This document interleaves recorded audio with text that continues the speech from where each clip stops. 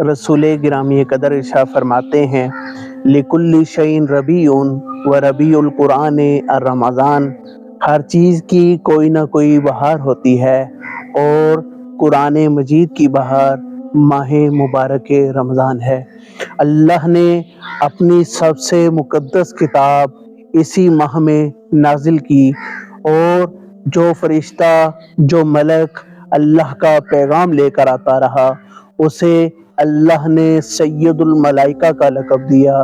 جس نبی پر یہ کلام نازل ہوتا رہا، اسے اللہ نے سید الانبیاء کا لقب دیا، اور جس امت کے لیے یہ کتاب آئی تھی، اسے اللہ نے افضل الامہ کا لقب دیا۔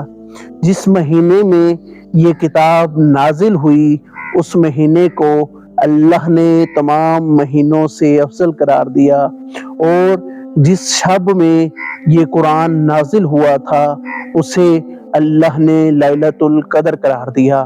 اب اگر ہم قرآن کریم کو اپنی عملی زندگی میں نافذ کرتے ہیں تو ہم معاشرے کے بہترین فرد بن سکتے ہیں۔